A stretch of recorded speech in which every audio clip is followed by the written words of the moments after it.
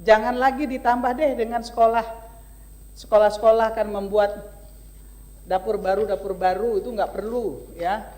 Kawan-kawan Komisi 9 dan BGN dan seluruh jajaran yang saya hormati.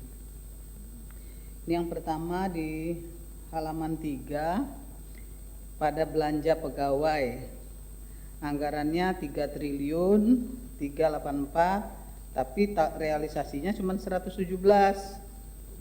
Ini kan luar biasa sekali nih ya, minta anggarannya gede tapi realisasinya kecil. Nah ini perlu dilihat kembali di dalam meminta anggaran bagaimana kemudian penyerapannya. Tapi saya nggak mau bicara itu sebenarnya, karena menurut saya ini jajaran pengurus hari ini yang di depan pasti bingung nih ya ngelihat catatan-catatan anggaran 2025. Saya pasti tahu bener nih ya, pusing nih ngelihatnya nih karena nggak ada yang beres nih.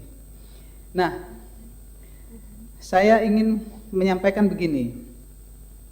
Kenapa terjadi banyak permasalahan di BGN?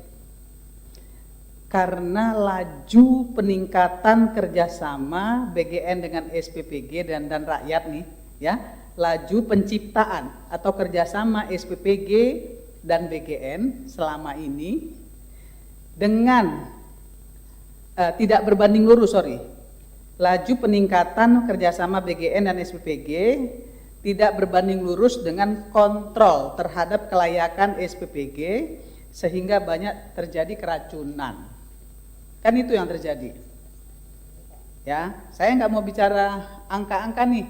Sudah cukup satu aja nih saya bicara angka, karena saya yakin ibu-ibu bapak yang ada di depan ini pusing nih ngeliatin angka-angka ini sendiri. Nah, kemudian yang kedua, saya memahami pengurus baru tidak gampang untuk menjelaskan laporan keuangan tahun 2025. Tapi yang menjadi fokus saya adalah bagaimana strategi BGN baru, pengurus baru ini menyelesaikan semua masalah yang ditinggalkan oleh pengurus lama. Nah, evaluasi tata kelola seharusnya dilakukan dari sisi fiskal, kemudian administrasi dan SDM. Itu harus dilakukan secara paralel. Nggak bisa tata kelola duluan yang diselesaikan, tapi solusi untuk semua masalah yang ada hari ini tidak juga diselesaikan. Jadi bapak-bapak yang berkompeten hari ini mewakili BGN, Bapak Wakil Kepala BGN berdua harusnya ya evaluasi tata kelola itu berbanding lurus nih dengan rencana kerja ke depan. Jadi nggak mandek, jadi nggak banyak semua kawan-kawan yang memiliki SPPG teriak-teriak di ruangan ini meminta kepastian, karena berbanding lurus nih antara perbaikan dan jalan keluar yang akan diambil gitu.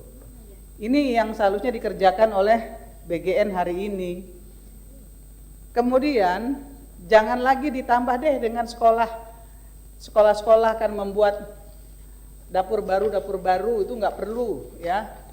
Pak Presiden baru minta dikaji, tapi jangan deh ya, jangan bikin masalah barulah. Saya tahu persis nih, Bu Arum, Pak Trenggono bingung nih. Pasti bingung nih kalau kita dedes nih ya dengan angka-angka yang dipaparkan hari ini, pasti bingung nih jawabnya.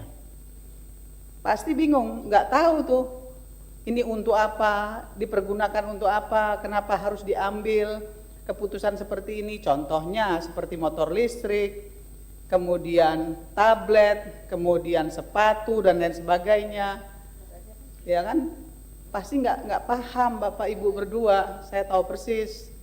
Jadi menurut saya lebih baik kalau saya pribadi hari ini menyampaikan ya, perbaiki tata kelolanya mulai dari SDM,